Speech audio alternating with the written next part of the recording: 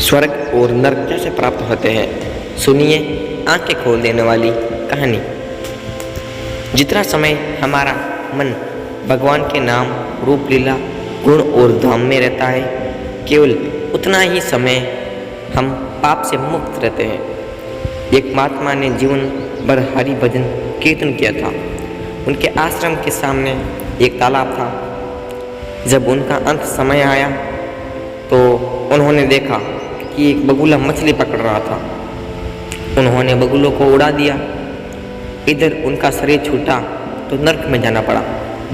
उनके चेले को स्वर्ग में दिखाई दिया कि वे कह रहे हैं, बेटा, हमने जीवन भर कोई पाप नहीं किया, केवल एक बगुले को उड़ा देने मात्र से नर्क मिला है मुझे। लेकिन तुम सावधान रहना, जब इस शिष्य का भी शरीर छूटने का समय आया तो वही दृश्य पुनः आया। बगुला मछली पकड़ रहा था। गुरु का निर्देश मानकर उसने बगुले को नहीं उड़ाया। मरने पर वह भी नर्क पहुंचा। तब एक गुरु भाई को आकाशवाणी द्वारा पता चला कि गुरुजी ने तो बगुला उड़ाया था, इसलिए नर्क गए। हमने नहीं उड़ाया, इसलिए नर्क प्राप्त हुआ है। पर तुम बच के रहना।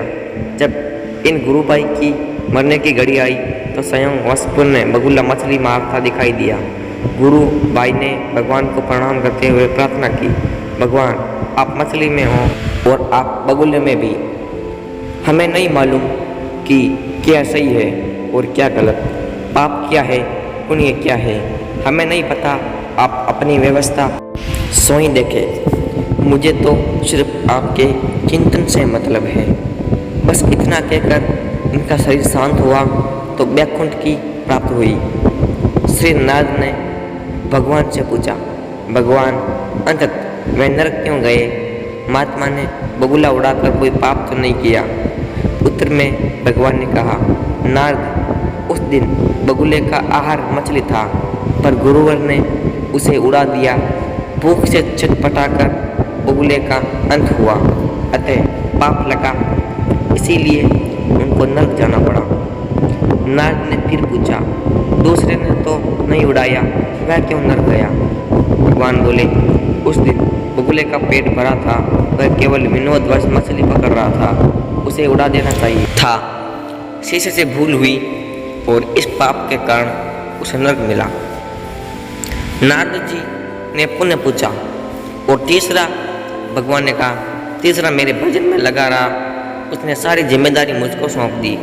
जैसा होना था वैसा ही हुआ, किंतु मुझसे संबंध जोड़ने के कारण और मेरे ही चिंतन के प्रभाव से वह मेरे धाम को प्राप्त हुआ। सीख, अतः पाप पुण्य की चिंता में समय ने गंवाकर जो निरंतर हरि चिंतन में लगा रहता है, वह मेरे परम धाम को प्राप्त होता है। जितना समय हमारा मन भगवान के नाम, रूप, लीला, गुण और धाम में रहता है, केवल उतना समय ही हम पाप से मुक्त रहते हैं।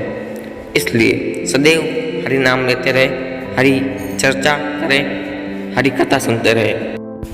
आपका जो भी ईश्वर है उसका नाम लेते रहे।